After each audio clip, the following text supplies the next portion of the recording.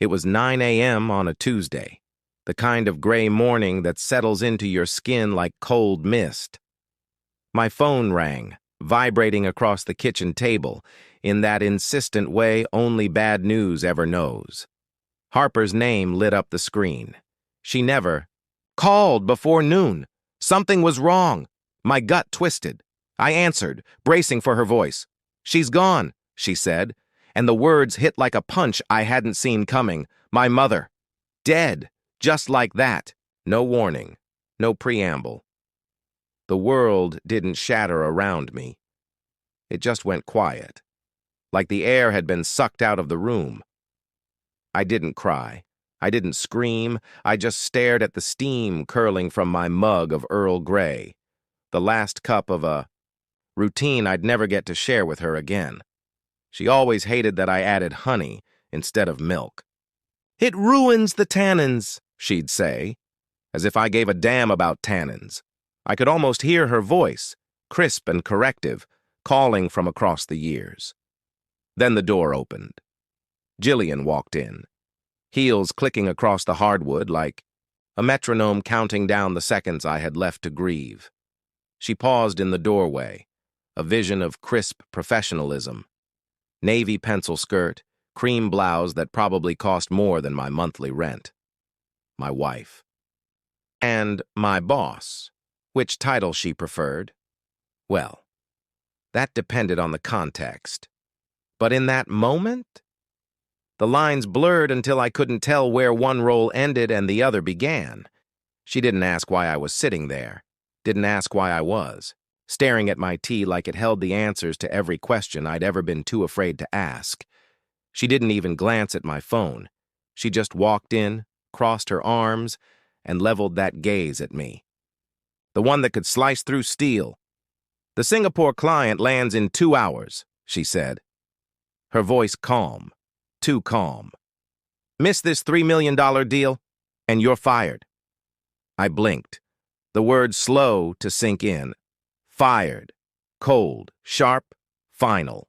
The steam from my cup drifted between us, and I wondered if she noticed the tremor in my hand, the one I couldn't quite hide. My mother was dead, and Jillian cared about a deal, a $3 million deal. I tried to imagine telling my mother that. The numbers on a page were worth more than the woman who gave me my first lessons in loyalty, in decency, in knowing when to fight and when to let go. My mother, who taught me that people mattered more than profit margins. And here I was, a grown man, reduced to a line item in someone else's spreadsheet, Jillian's spreadsheet. That's when I made a decision. A quiet one, not vengeance. Not yet. Just a step, a single step.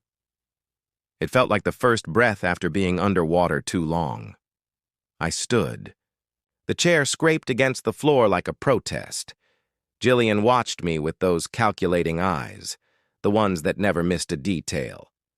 I wondered if she saw it, that I was already gone, that the man she thought she owned had just slipped through her fingers. I reached for the door, felt the weight of the moment settle on my shoulders like a coat I didn't want to wear. I paused in the hallway. The hum of the office alive, keyboards clicking, shoes tapping tile. It felt wrong to be here, like the world had moved on without me.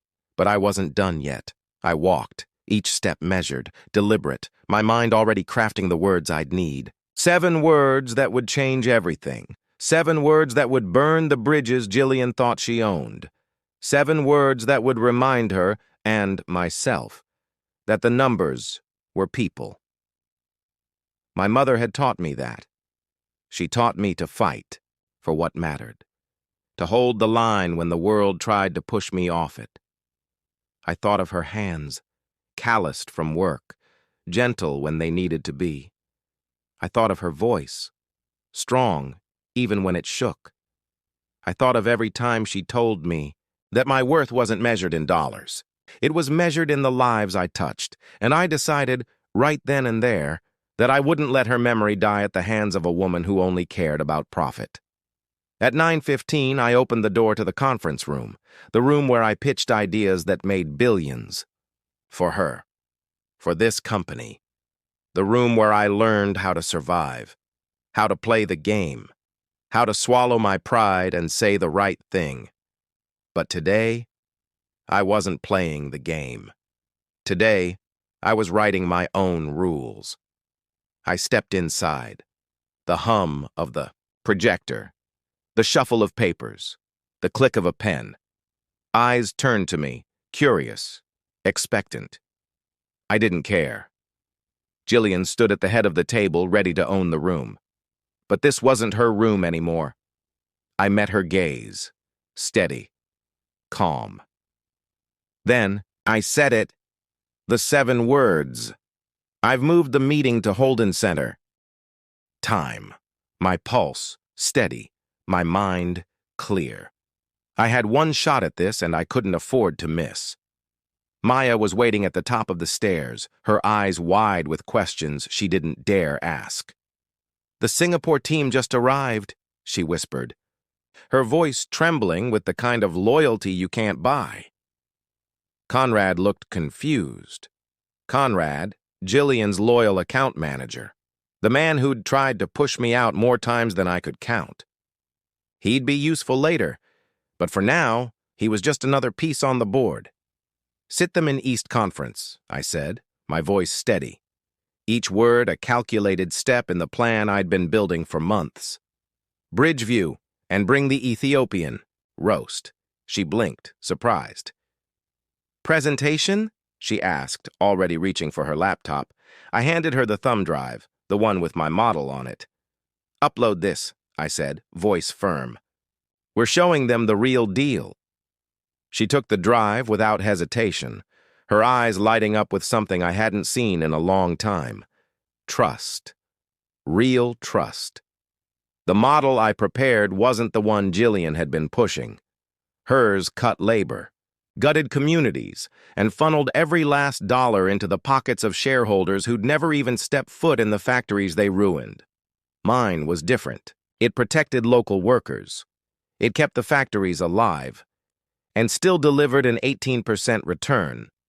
It was riskier, bolder, more ethical, and it had my mother's name written all over it. She'd spent her life reminding me that the numbers on the page were always people. I'd forgotten that for a while, lost in the suits, the spreadsheets, the quarterly reports. But not today. Today, I remembered, today I'd show Jillian and the world that the numbers were people, that they mattered, that we all mattered. I took a deep breath. The weight of the moment settled on my shoulders like a cloak I'd chosen.